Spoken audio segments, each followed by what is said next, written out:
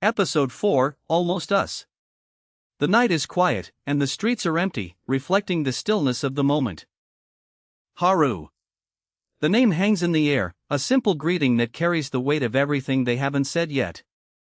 Ren looks back, his expression unreadable, yet his eyes hold a depth that speaks volumes in the silence. About the kiss.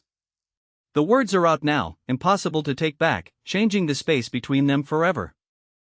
It's Yuki. She's calling, a distraction that feels both timely and unwelcome in this fragile moment. You should answer it, Ren says, his voice steady, though he doesn't move, anchored to the spot. Hello? Haru answers, his voice soft, trying to maintain a sense of normalcy despite the tension. Sorry, is this a bad time? Yuki asks, unaware of the gravity of the situation on the other end. It's okay, Haru replies, glancing at Ren, who is still watching him with that same intense gaze. Professor Noda sent an update. We need to decide on a location, Yuki explains, her voice bright and professional. Got it. We'll talk about it tomorrow, Haru says, ending the call and feeling the weight return. Ren, it's late. We should get some sleep, he says, turning away to head to his room. Haru stands alone, the silence of the apartment feeling heavier than before, the air still charged with unspoken words. Morning comes, but the questions from the night before remain, unresolved and waiting for the day to unfold. The campus is alive with activity, a stark contrast to the quiet, introspective morning Haru had. Haru walks through the crowd, his mind elsewhere, trying to process the events of the last 24 hours. He checks his phone, hoping for a message, but finds only the usual notifications, none of which matter. There you are. Yuki calls out, her smile bright, instantly pulling Haru out of his thoughts. You really have to stop doing that, Haru jokes, though he's glad for the distraction. No chance, Yuki replies, her eyes twinkling with mischief, enjoying their playful dynamic. You look awful, Yuki says, her tone softening, concern replacing her playful demeanor. Good morning to you too, Haru laughs, appreciating her honesty, even if it's blunt. You barely slept, did you? Yuki asks, her intuition sharp, seeing right through his attempt at a smile. I slept, Haru lies, his voice steady, though he knows she doesn't believe him for a second. Morning, morning, the blonde man greets, joining them, his presence adding another layer to their conversation. So, did you think about the location? The man asks, his tone casual, but his eyes focused on Haru. Honestly, I didn't really think about it, Haru admits, feeling a bit guilty for his lack of focus. So you two are already making plans without me? Yuki asks, feigning hurt, though she's clearly amused. It's homework, Haru says, trying to explain, though he knows the explanation is weak. That's how every friendship starts, Yuki says, her voice philosophical, making them all laugh. Why do you always make everything sound so deep? Haru asks, smiling, enjoying the banter. The world feels vast, full of possibilities, yet Haru feels small, caught in the middle of it all.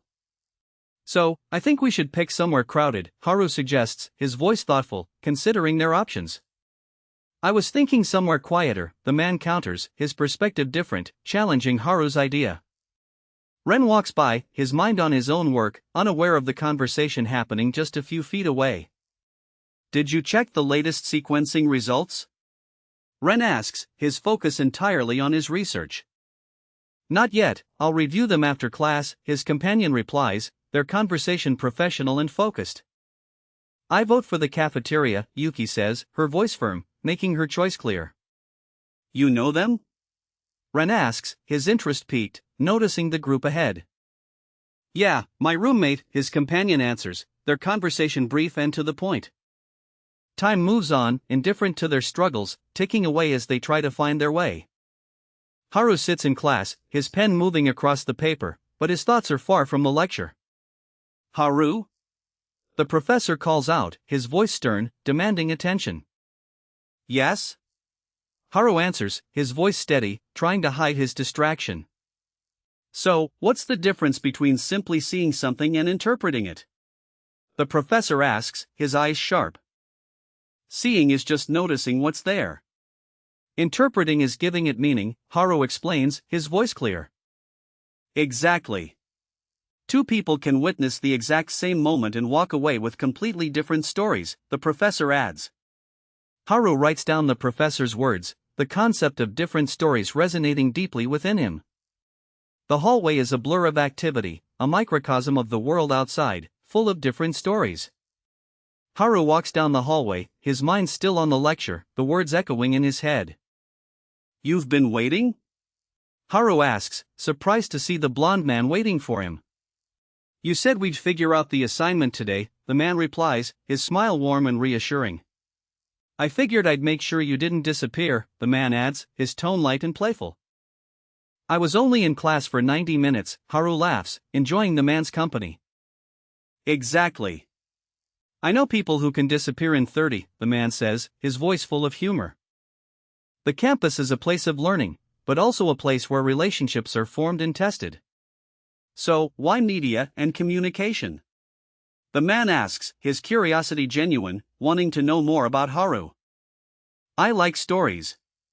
I just never thought I'd be the one telling them," Haru admits, his voice soft. "I can see that," the man says, his gaze steady, making Haru feel seen in a way he hasn't before. "You can?" Haru asks, surprised, his heart skipping a beat. "You pay attention. Most people look, but you actually notice," the man explains, his voice sincere.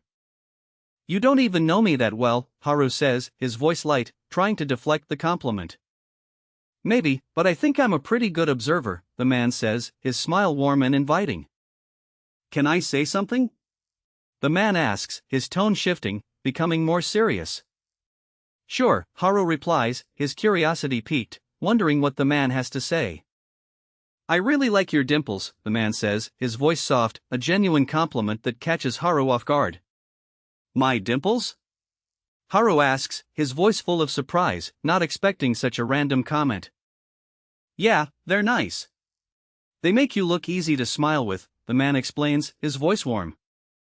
That's such a random compliment, Haru laughs, feeling a bit self-conscious but also flattered. "I'm a photographer. I notice random things," the man says, his voice full of humor. "Well, thanks," Haru says, his voice soft, appreciating the man's kindness. Ren is in the lab, his focus on his work, but his phone keeps buzzing, a constant reminder of the world outside. "What if we shoot somewhere outside campus?" the man suggests, his voice thoughtful.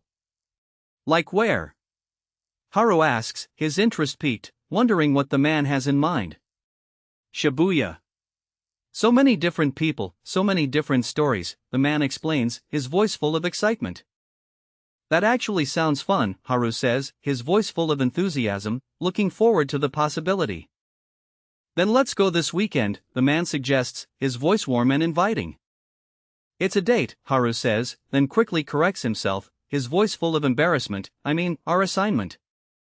"I know what you meant," the man says, his smile warm and understanding, making Haru feel at ease. Ran looks at his phone, his expression unreadable, the silence of the lab feeling heavier than ever. "See you tomorrow," Haru says, his voice soft, looking forward to the weekend. "Yeah, see you tomorrow," the man replies, his voice warm, as they part ways, the future still uncertain but full of promise.